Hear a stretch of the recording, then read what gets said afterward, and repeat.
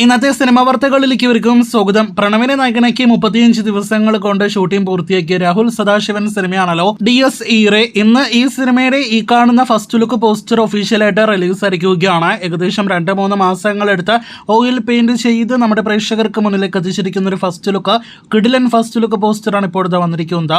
ചിത്രം ഹാലോവിൻ ദിനത്തിൽ ഈ വർഷം ഒക്ടോബർ 31 തിയേറ്ററുകളിലേക്ക് എത്തും. പ്രണവിന്റെ കരിയറിൽ തന്നെ ഏറ്റവും വലിയ കളക്ഷൻ നേടിയെടുക്കുന്ന ഏറ്റവും മികച്ച സിനിമയായിട്ട് മാറുമെന്നാണ് ഈ സിനിമ കൊണ്ട് നാം പ്രതീക്ഷിക്കുന്നത്.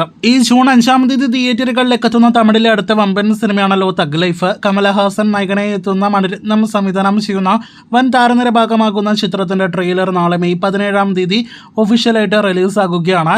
നാളെ വൈകിട്ട് 5 മണിക്കാണ് തഗ് ലൈഫ് ട്രെയിലർ റിലീസ് ചെയ്യാനായിട്ട് ഒരുങ്ങുന്നത്. പലതവണ നേരത്തെ റിലീസ് തീയതി മാറ്റിവെക്കപ്പെട്ട ഒരു തെലുഗു പാൻ ഇന്ത്യൻ സിനിമയാണ് പവൻ കല്യാൺ നായകനെ എത്തുന്ന ഹരിഹര വീരമല്ലു. സിനിമയുടെ ഏറ്റവും പുതിയ റിലീസ് തീയതി ഇപ്പോഴത്തെ പുറത്തു വന്നിരിക്കുന്നു. അതുപ്രകാരം അടുത്ത മാസം ജൂൺ 12-ാം തീയതി സിനിമ ലോകമെമ്പാടും തിയേറ്ററുകളിൽ റിലീസ് ചെയ്യുന്നതാണ്.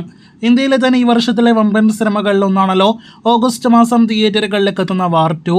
ഹൃത്തിക് റോഷനൊപ്പം തന്നെ ജൂനിയർ NTR തുടങ്ങിയവർ അഭിനയിക്കുന്ന ചിത്രത്തിലെ ജൂനിയർ NTRന്റെ ജന്മദിനം പ്രമാണിച്ചുള്ള ഒരു അപ്ഡേറ്റ് ഈ മെയ് 20-ന് റിലീസ് ചെയ്യാനായിട്ട് ഒരുങ്ങുകയാണ്.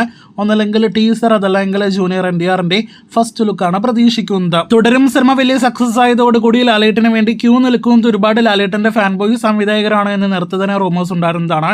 അതിൽ ഒരു സംവിധായകന്റെ പേരായിരുന്നു ജിതൻ ലാലിൻ്റെത്. AR എന്ന വലിയ വിജയം നേടിയെടുത്ത മലയാളം 3D സിനിമയുടെ സംവിധായകനാണ് ജിതൻ ലാൽ.